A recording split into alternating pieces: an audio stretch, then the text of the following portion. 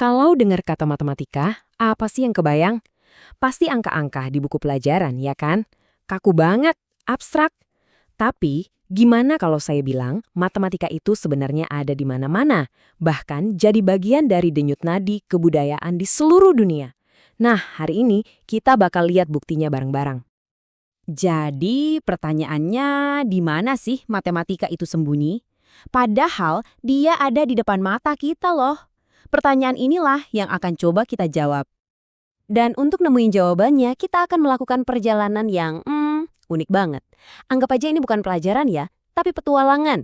Kita akan langsung terbang ke jantungnya Tanah Toraja, salah satu kebudayaan paling memukau yang Indonesia punya.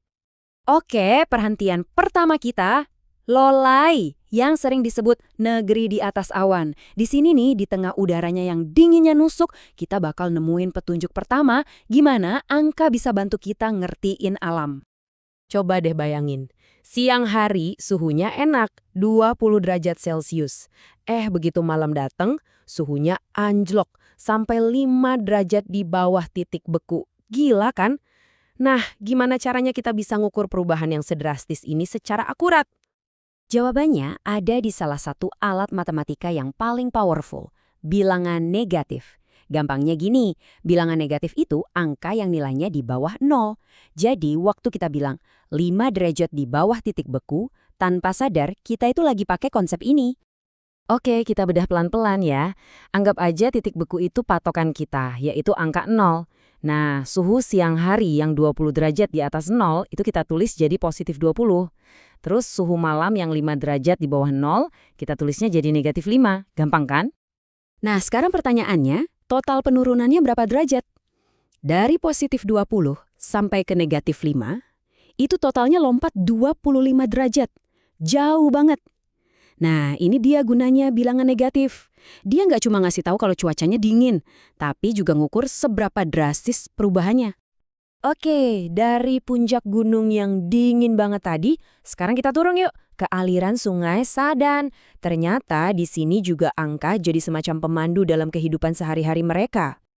Di sini kita ketemu sama seorang pemuda yang lagi cari batu hias di sungai.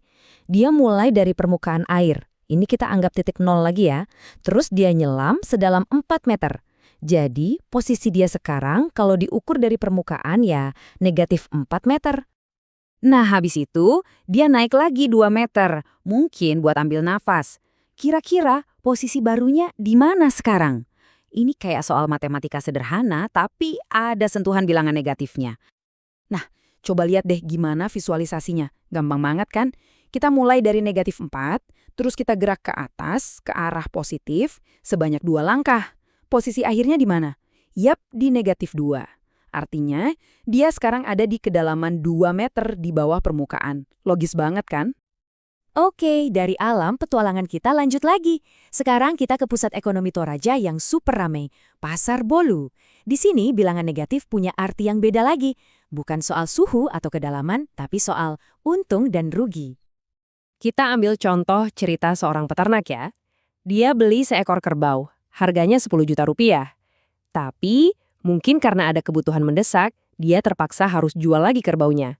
Dan lakunya cuma 8 juta.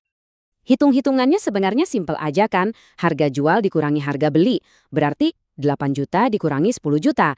Nah hasilnya ini nih yang bakal nentuin nasib keuangan si peternak. Dan hasilnya, minus 2 juta. Dalam konteks jual beli ini, tanda minus itu artinya segalanya. Tanda itu langsung ngasih tahu kita, ini bukan untung. Tanda itu adalah cerita tentang kerugian. Sebuah kerugian finansial sebesar 2 juta rupiah. Oke, kita jeda sebentar. Dari tadi kita ngomongin suhu, kedalaman, untung rugi. Kenapa sih ini semua penting buat masyarakat Toraja? Jawabannya, karena ini bukan lagi soal matematika di kelas. Ini soal kehidupan mereka sehari-hari. Pertanyaan ini yang datang langsung dari masyarakat Toraja benar-benar ngena ke inti pembicaraan kita. Ini bukan soal lulus ujian, tapi soal relevansinya di dunia nyata. Coba deh kita lihat. Paham soal perubahan suhu, termasuk soal nilai minus tadi, itu krusial banget buat nentuhin kapan waktu yang pas buat nanam.